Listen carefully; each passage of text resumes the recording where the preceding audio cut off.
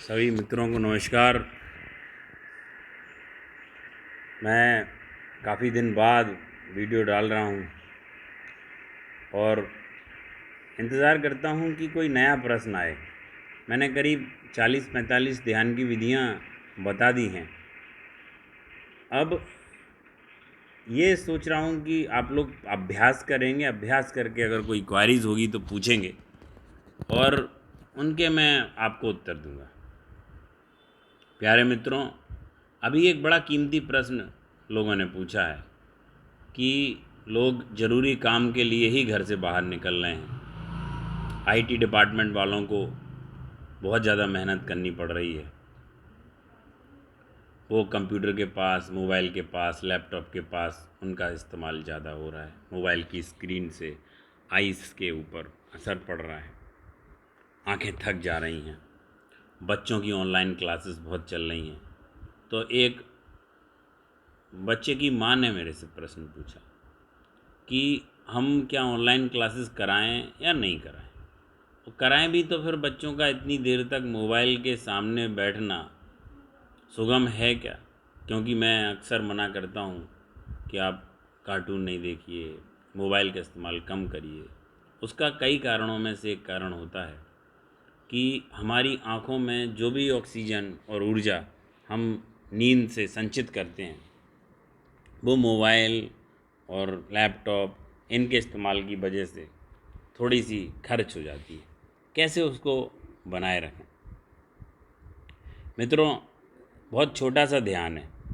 अगर हम इसको लगातार अभ्यास करें तो हम इसको कर सकते हैं। सबसे अच्छा ध्यान है ऐसे अपनी आँखों को यूँ, आँखों की बॉल्स को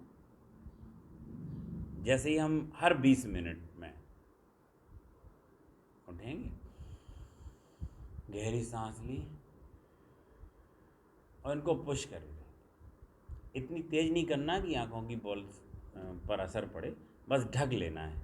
उसका असर हमारे आज्ञा चक्र पर पड़ेगा और हम जो डिस्चार्ज अवस्था में आए थे तुरंत ऊर्जा मिल जाती है। जहाँ पे भी हम पुश करेंगे ब्लड का सर्कुलेशन उस ओर ऐसे एकदम से बंद होगा, फिर हम छोड़ेंगे तो प्रभाव पड़ता है।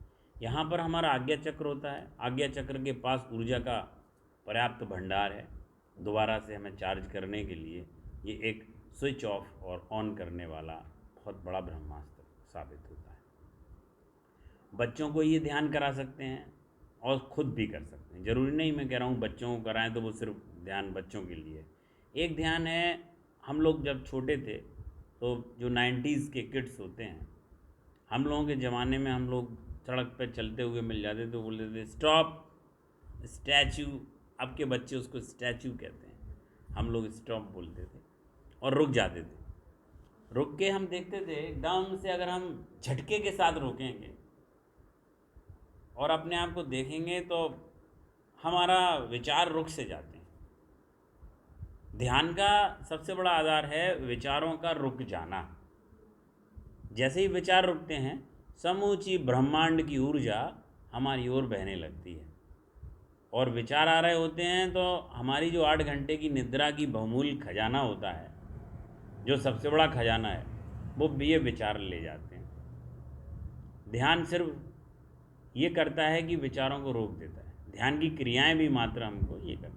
इस स्टॉप मेडिटेशन को संत गुरजीएफ ने इसको बनाया था। बहुत फेमस विश्व का काफ़ी ध्यान है। एक म्यूज़िक ले लें, म्यूज़िक सिस्टम में गाने चल रहे हों, कोई भी कीर्तन या कुछ गाना बजा दें और एकदम से रोक दें। जैसे ही गाना स्टॉप हो हम स्टैचू बन के ऐसे खड़े होकर वॉच करें। गहरी सांस, आसपास की आवाज़ें, और ध्यान के दौरान आवाज़ों को भी लोग ये कोशिश कर रहे हैं, उनके भी प्रश्न आ रहे हैं कि विचारों को हम रोकना चाहते हैं।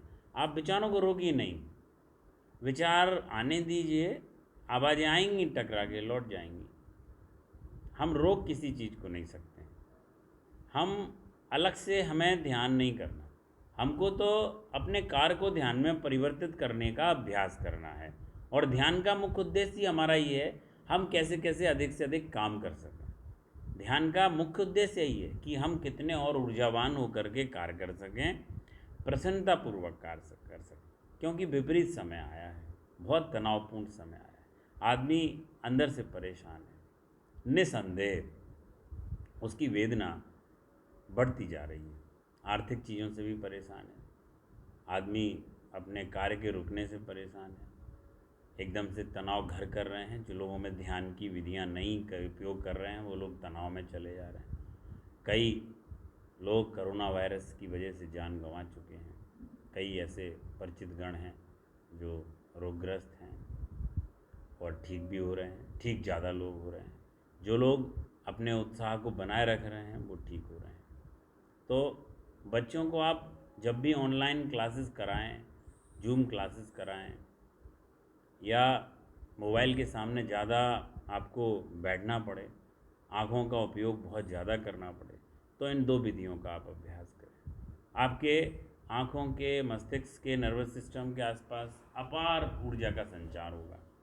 ऑक्सीजन की मात्रा शरीर में ज़्यादा बढ़ जाएगी, आप अति ऊर्जावान होकर के कार्य कर सकेंगे। मेन आँखों को आप आराम देंगे और आप स्टॉप मेडिटेशन से गहरी सांस लेंगे, उसका असर भी आज्ञा चक्र पर पड़ेगा। मित्रों, उम्मीद है आप इन विधियों का अभ्यास करेंगे और नए कीमती प्रश्न मुझसे पूछेंगे।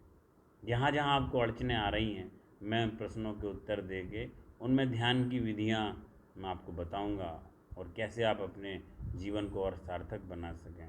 आपके जीवन को सरल बनाने वाली विधियाँ।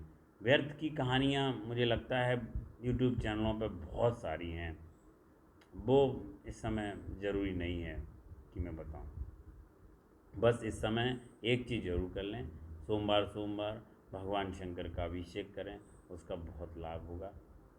अच्छा, तीसरी चीज़ बच्चे और कर सकते हैं, वो है मंत्र। हमारे शरीर को सबसे ज़्यादा चमत्कृत असर कोई चीज़ डालती है तो मंत्र डालते हैं। मंत्र का असर हमारे मन पर होता है। अगर कोई बीमारी हमको पकड़ पा रही है तो हमारा इम्यून सिस्टम वीक होता है, प्रतिरोध क्षमता अगर वीक होती है तो कारण हमारे मन से है। चीज़ें पहले मन में प्रवेश करती हैं और मन से शरीर में प्रवेश करती हैं। कुछ ध्वनियाँ ऐसी गुप्त रूप से मंत्रों में निहित होती हैं कि अगर हम उनका उपयोग करेंगे, जैसे आदित हृदय स्रोत है, शिव तांडव है, महामृत्युंजय है, दुर्गा कवच है, अगर हम रुद्री का पाठ है, ये यूट्यूब पे भी उपलब्ध हैं। और ऐसा नहीं कि पंडित बैठ के हमारे सामने बोलेंगे तभी हमको करना है, यूट्यूब पे उपलब्ध है। हम चला दें, एक स्नान करके नियत समय पर बैठें, उनकी ध्वनियों को सुनें, श्रवण करें, उनके आश्चर्यजनक लाभ हमारे ऊपर पड़ते हैं। कई गाने भी सुनते हैं हम तो उनके असर हमारे ऊपर पड़ते हैं और मूड हमारा ठीक हो जाता है। उन मंत्रों को बच्चों को सुनाएं, हमारा शरीर जल्दी ऊर्जा को संग्रहित करेगा और ऊर्जा संग्रहित होगी तो हम अपने आप अपने कार्य को ध्यान में परिवर्तित करते हुए भी ध्यान में प्रवेश करें।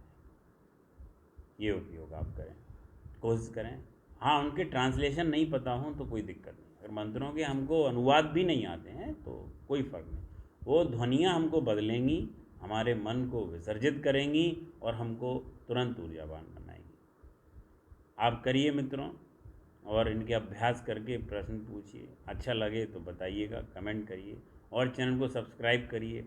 मैं जानबूझ करके थोड़े थोड़े दिन बाद बोलता हूँ कि ऐसा ना हो कि आप लोग बोर तो नहीं हो गए हैं। मैं समझ रहा हूँ सब बहुत परेशान हैं और इस समय मैं इसलिए भी कोशिश कर रहा हूँ कि मेरे ये बोले गए वीडियो आपके उस एकांत के समय में कितने काम आ सकें। आपका बहुत बहुत धन्यवाद, सुनने के लिए धन्यवाद। और मैं कोशिश कर रहा हूँ कोई बात मेरी अहंकार जन नहीं लगे कि मैं बहुत आपको प्रवचन देना शुरू कर दिया हूँ, सिर्फ अपने अनुभव बांट रहा हूँ। आप इनके अभ्यास करिएगा, मैं भी आप जैसा ही हूँ। नमस्कार।